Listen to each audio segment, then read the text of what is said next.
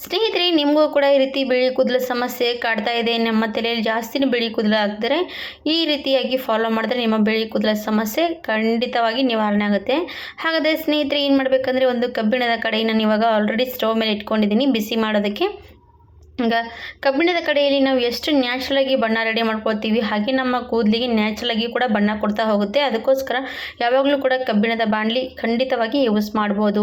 ಬನ್ನಿ, ಮತ್ತು ಯಾವ ರೀತಿಯಾಗಿ ಹೇರ್ ಪ್ಯಾಕ್ ಕೂಡ ತೋರಿಸ್ಕೊಡ್ತಾ ಇರುವಂಥ ಹೇರ್ ಪ್ಯಾಕು ಖಂಡಿತವಾಗಿ ನಿಮ್ಮ ಬಿಳಿ ಕೂದಲಿಗೆ ಹಚ್ತಾ ಹೋದರೆ ನಿಮ್ಮ ಬಿಳಿ ಕೂದಲು ನ್ಯಾಚುರಲಾಗಿ ಕಪ್ಪು ಆಗುತ್ತೆ. ಸ್ನೇಹಿತರೆ, ಖಂಡಿತವಾಗಿ ಫಾಲೋ ಮಾಡ್ಬೋದು.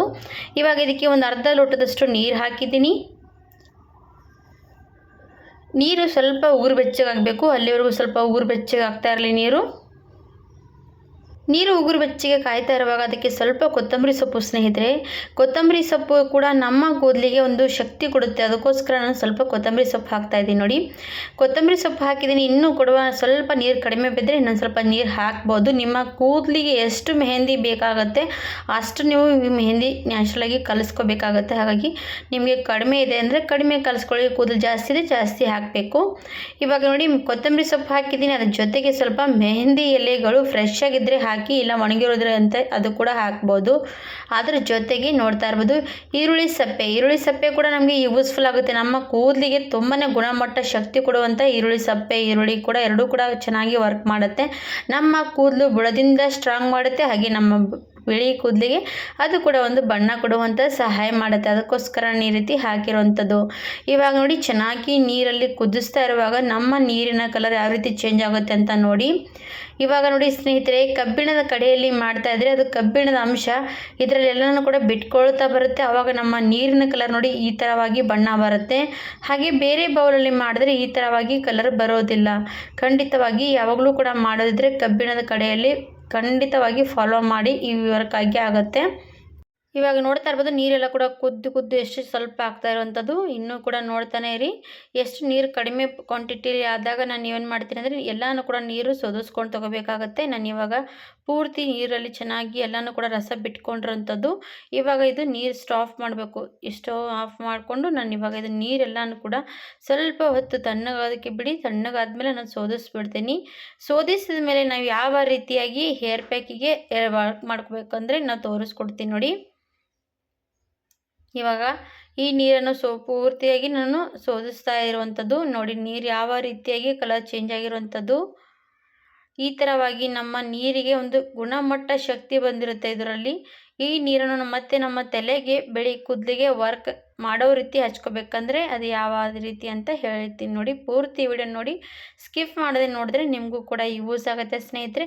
ನಿಮ್ಮ ಬಿಳಿ ಕೂದಲ ಸಮಸ್ಯೆಗೂ ಕೂಡ ನ್ಯಾಚುರಲಾಗಿ ನೀವು ಕೂಡ ಪರಿಹಾರ ಕೊಡ್ಬೋದು. ಬನ್ನಿ ಮತ್ತೆ ಅದು ಪೂರ್ತಿ ವಿಡಿಯೋ ನೋಡಿ.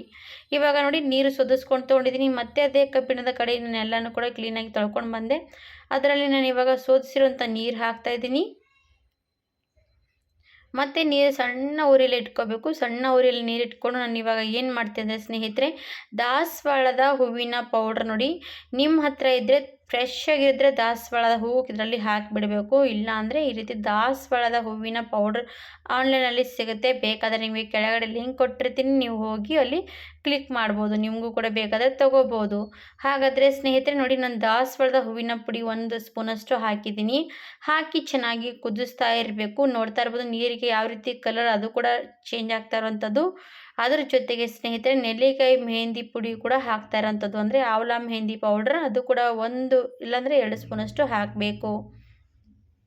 ಇವಾಗ ಇದಿಷ್ಟು ಕೂಡ ಹಾಕಿ ಚೆನ್ನಾಗಿ ಮಿಕ್ಸ್ ಮಾಡ್ಕೊಂಡು ತೊಗೊಂಡಿದ್ದೀನಿ. ಇನ್ನೂ ಕೂಡ ಚೆನ್ನಾಗಿ ಸಣ್ಣ ಫ್ಲೇಮಲ್ಲಿ ಇಟ್ಕೊಂಡು ನಾವು ಹಾಗೇ ಕುದಿಸ್ತಾ ಇರಬೇಕು. ಆಮೇಲೆ ಅದಕ್ಕೆ ಹೀನಾ ಮೆಹಂದಿ ಪುಡಿ ಕೂಡ ಹಾಕಬೇಕಾಗತ್ತೆ. 3 ಕೂಡ ಸ್ಕಿಪ್ ಮಾಡದೆ ಹಾಕ್ಕೊಳ್ಳಿ. ಆವಾಗಲೇ ನಿಮ್ಮ ಬಿಳಿ ಕೂದಲಿಗೆ ಒಂದು ಕಪ್ಪು ಬಣ್ಣ ಕೊಡುವಂಥ ಸಹಾಯ ಮಾಡುತ್ತೆ. ಹಾಗಾಗಿ ಖಂಡಿತವಾಗಿ ವರ್ಕ್ ಆಗುತ್ತೆ ಸ್ನೇಹಿತರೆ. ನೋಡಿ, ಇವು 3 ಕೂಡ ಹಾಕಿದ್ದೀನಿ. ಚೆನ್ನಾಗಿ ಹಾಕಿ ಸಣ್ಣ ಫ್ಲೇಮಲ್ಲಿ 1-2-3 ನಿಮಿಷ ಅಷ್ಟೇ ನಾವು ಇದು ಚೆನ್ನಾಗಿ ಕುದಿಸ್ಬೇಕಾಗತ್ತೆ ನೋಡಿ. ಆವಾಗಲೇ ನಮ್ಮ ಕೂದಲಿಗೆ ಏನಾಗುತ್ತೆ ಅಂದರೆ ಇದು ಕಲರ್ ಚೇಂಜ್ ಆಗುತ್ತೆ. ಕಲರ್ ಚೇಂಜ್ ಆಗಿರುವಂಥ ಬಣ್ಣ ನಮ್ಮ ಕೂದಲಿಗೆ ಹಚ್ಕೊಂಡು ಬಿಟ್ಟರೆ ನಮ್ಮ ಕೂದಲು ಬಿಳಿ ಕೂದಲು ನ್ಯಾಚುರಲಾಗಿ ಕಪ್ಪು ಆಗುತ್ತೆ ಸ್ನೇಹಿತರೆ. ನೋಡ್ತಾ ಇರ್ಬೋದು ಸೈಡಿಗೆ ಯಾವ ರೀತಿಯಾಗಿ ಕಪ್ಪು ಬಣ್ಣ ಬಿಡ್ತಾ ಇರುವಂಥದ್ದು ನೋಡಿ.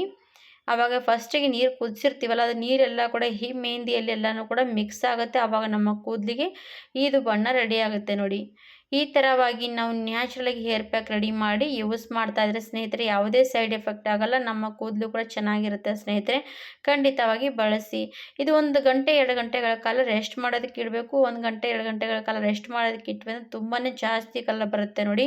ಇವಾಗಲೇ ಇದು ಕಪ್ಪು ಕಲರ್ ಬರ್ತಾ ಇರುವಂಥದ್ದು. ಹಾಗೆ ನೀವು ಏನಾದರೂ ಟೈಮ್ ಇದ್ದರೆ ಸ್ವಲ್ಪ ಹೊತ್ತು ಬಿಟ್ಟು ಆಮೇಲೆ ಹಚ್ಕೊಂಡ್ಬಿಟ್ರೆ ಸಾಕು. ನಿಮ್ಮ ಕೂದಲಿಗೆ ಎಷ್ಟು ಕಲರ್ ಕೊಡುತ್ತೆ ಅಂತ ಕೇಳಬೇಡಿ ಸ್ನೇಹಿತರೆ. ಖಂಡಿತವಾಗಿ ಫಾಲೋ ಮಾಡಿ, ಲೈಕ್ ಮಾಡಿ, ಹಾಗೆ ನೀವು ಟ್ರೈ ಮಾಡಿ ನೋಡಿ. ಇವಾಗ ನೋಡಿ ನಾನು 1 ಗಂಟೆಗಳ ಕಾಲ ಬಿಟ್ಟೆ. 1 ಗಂಟೆಗಳ ಕಾಲ ಆದಮೇಲೆ ನೋಡಿ ಎಷ್ಟು ಕಪ್ಪಗಾಗಿರೋಂಥದ್ದು ನೋಡಿ. ಈ ಥರ ಬಣ್ಣ ನಿಮ್ಮ ಕೂದಲಿಗೆ ಅಪ್ಲೈ ಮಾಡಿಕೊಂಡು 1 ಗಂಟೆ 2 ಗಂಟೆಗಳ ಕಾಲ ಬಿಟ್ಕೊಂಡು ವಾಶ್ ಮಾಡಿಬಿಡಿ. ಖಂಡಿತವಾಗಿ ಟ್ರೈ ಮಾಡಿ ನೋಡಿ. ಒಂದೇ ಸರ್ತಿ ರಿಸಲ್ಟ್ ಸಿಗದಿದ್ರೆ ಒಂದು 2-3 ಸರ್ತಿ ಟ್ರೈ ಮಾಡ್ಬೋದು. ಹಾಗಿದ್ರೆ ವಿಡಿಯೋ ಇಷ್ಟ ಆದರೆ ಲೈಕ್ ಆ್ಯಂಡ್ ಸಬ್ಸ್ಕ್ರೈಬ್. ಧನ್ಯವಾದ.